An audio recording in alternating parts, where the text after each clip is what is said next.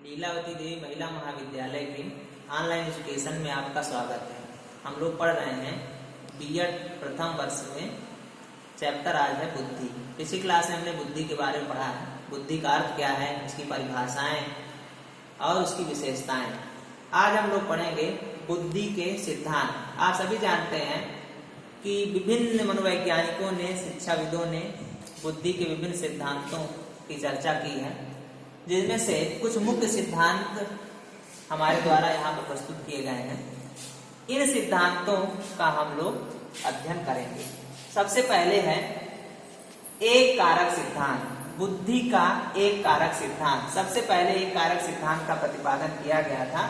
एक कारक सिद्धांत को बीने, टर्मन और स्टर ने प्रतिपादित किया था। इनका मानना था कि बुद्धि एक अविभाजित इकाई है, इसको विभाजित नहीं किया जा सकता है और यह एक शक्ति है जिसके माध्यम से हम किसी कार्य करने की योग्यता और क्षमता प्राप्त करते हैं। इसके माध्यम से हम बिना विभाजित किए हुए कोई कार्य करते हैं। इसके बाद यह सिद्धांत कुछ दिनों बाद असफल हो गया। इसके बाद आया स्पीयरमैन का द्विकारक सिद्धांत।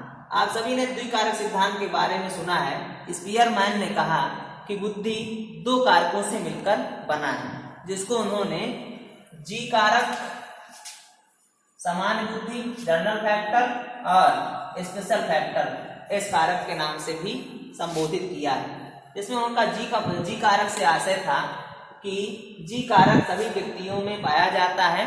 यह सामान्य बुद्धि संबंधित है, क्योंकि व्यक्ति किसी भी कार्य को सामान्य तरीके से करना जानते हैं। दूसरा उनका मानना था कि विशिष्ट कारक, किसी भी कार्य करने के लिए कुछ लोगों में विशिष्ट कारक उपलब्ध होते हैं जो उस कार्य को करने में उन्हें विशेष योग्यता प्रदान करते हैं। अब हम जनरल या जी कारक और इस कारक को इस प्रकार से समझ सकते हैं कि हो सकता है कि कोई व्यक्ति क्रिकेट खेलता है और क्रिकेट खेल लेता है, किंतु कुछ लोग ऐसे होते हैं जो क्रिकेट के क्षेत्र में अपनी विशेष योग्यता प्रदर्शित करते हैं। जैसे विराट कोहली, क्रिकेट तो आप सभी खेल लेते हैं, लेकिन विराट कोहली की तरह खेलना आसान नहीं, मतलब यह उसका विशिष्ट कारक है। तो जनरल कारक और विशिष्ट कारक के रूप में उन्होंने द्विकारक सिद्धांत को प्रतिपादित किया और उन्होंने बताया कि किस प्रकार एक आम व्यक्ति के अंदर दोनों फैक्टर होते हैं। वह सभी कार्यों को तो कर लेते हैं, लेकिन किसी क्षेत्र में उनमें विशेष योग्यता होती है, वह उसका विशिष्ट कारक कहलाता है। इसके बाद है त्रिकारक सिद्धांत। स्पीयरमैन ने द्विकारक सिद्धांत के बाद त्रिकारक सिद्धांत का भी प्रतिपादन किया।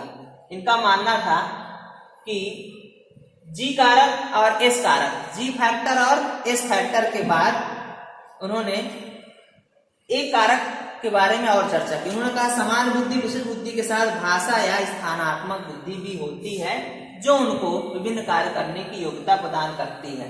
लेकिन यह सिद्धांत भी बहुत मान्यता नहीं प्राप्त कर सका और यह सिद्धांत भी अगले समय के साथ ही अमान्य हो गया। इसके बाद है बहुकारक सिद्धांत। अमेरिकन मनोवैज्ञानिक E.L. थॉर्नडाइक द्वारा प्रतिपादित है बहुकारक सिद्धांत। इन्होंने बुद्धि के विषय में बताया कि बुद्धि बहुत सारे कारकों का योग है, जिसमें विभिन्न कारकों से मिलकर बुद्धि का निर्माण होता है और उन कारकों के माध्यम से वह कार्य करने की शक्ति प्राप्त करता है। इन्होंने बुद्धि के प्रकारों का भी उल्लेख किया है। आप सभी ने पढ़ा भी है, मूर्त, सामाजिक मूर्त और अमूर्त बुद्धि। इसके बाद है समूह कारक सिद्धांत। समूह कारक सिद्धांत का प्रतिपादन थर्स्टन और कैली ने किया है। थर्स्टन और कैली ने अपने सिद्धांत में यह बताने का प्रयास किया कि बुद्धि एक समूह है, जिसमें विभिन्न प्रकार की योग्यताएं होती हैं, जो उन योग्यताओं के माध्यम से कार्य करता है। थर्स्टन और कैली ने अपने अपने वर्गीकरण भी प्रस्तुत किए हैं। थर्स्टन ने 9 वर्गीकरण किए हैं, जो क्रमशः है, पहला है सामाजिक योग्यता, दूसरा वाचिक योग्यता, सांख्यिकी योग्यता, क्रियात्मक योग्यता, शारीरिक योग्यता, संगीतात्मक योग्यता, यांत्रिक योग्यता, रुचि और स्थानिक संबंधों के साथ व्यवहार करने की योग्यता। इन्होंने कुल 9 वर्गीकरण प्रस्तुत किए हैं। इसके साथ ही कैली ने इसके बाद साथ ही थर्स्टन ने 7 वर्गीकरण प्रस्तुत किए हैं। उन्होंने बताया है कि बुद्धि में सांख्यिकी योग्यता, शाब्दिक योग्यता, स्थान संबंधी योग्यता, शब्द प्रवाह योग्यता, वाचिक या तार्किक योग्यता, स्मृति संबंधी योग्यता, प्रत्यक्ष संबंधी योग्यताएं पाई जाती हैं। और उन्होंने कहा कि जिस व्यक्ति के अंतर्गत के बुद्धि में जो योग्यता ज्यादा प्रभावी होती है वह व्यक्ति उस क्षेत्र में संबंधित कार्य को आसानी से कर सकता है। इसके बाद है पदानुक्रम सिद्धांत।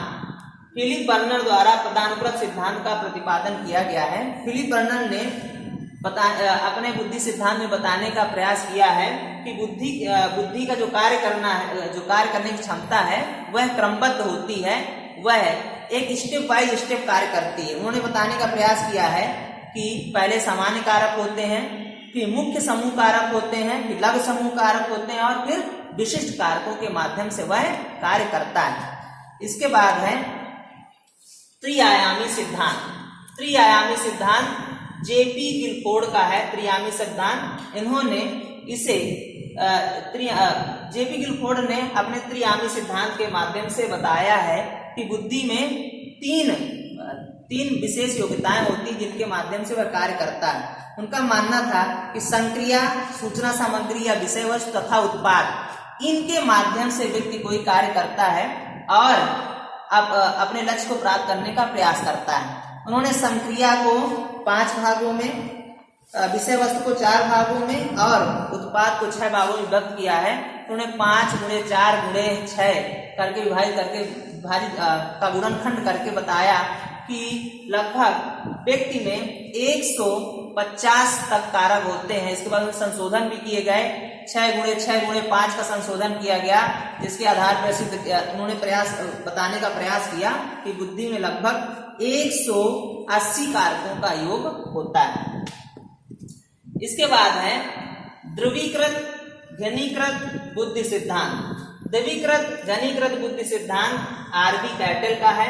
इन्होंने इसको दो भागों में विभाजित किया है, ध्रुवीकृत सिद्धांत और घनीकृत बुद्धि सिद्धांत।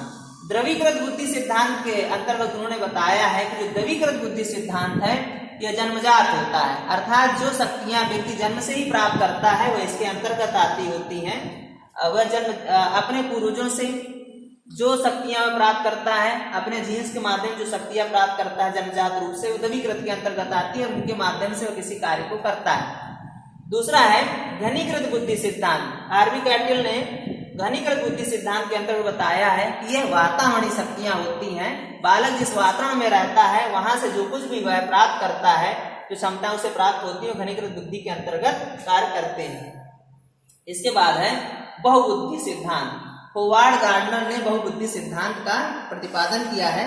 उन्होंने बहुबुद्धि सिद्धांत को स्पष्ट करते हुए बताया है कि इसमें 7 तरह की बुद्धियां होती हैं, एकाकी न होकर यह 7 खंडों में विभाजित है। उन्होंने कहा भाषाई, उसे ये 7 प्रकार की बुद्धियां हैं वह है भाषाई बुद्धि, तार्किक या गणितीय बुद्धि, स्थानिक बुद्धि, शरीरगत की बुद्धि, संगीत बुद्धि, वैयक्तिक आत्म बुद्धि तथा वैयक्तिक अन्य बुद्धियां। उनके माध्यम से जिसमें भाषाई बुद्धि होगी वह भाषा के क्षेत्र में कार्य करने की योग्यता प्रदान करती है। तार्किक और गणितीय बुद्धि उसे तर्क करने की क्षमता और अंकों के बोध से संबंधित सूचना प्रदान करती है। स्थानिक बुद्धि उसे चित्रण तथा कल्पना से संबंधित शक्ति प्रदान करती है। शारीरिक गति बुद्धि उसे किसी अपनी गति में, शारीरिक गति में नियंत्रण लाने की क्षमता प्रदान करती है। संगीत बुद्धि उसे लय गति पर नियंत्रण करने के लिए उसे क्षमता प्रदान करती, सामर्थ्य प्रदान करती है।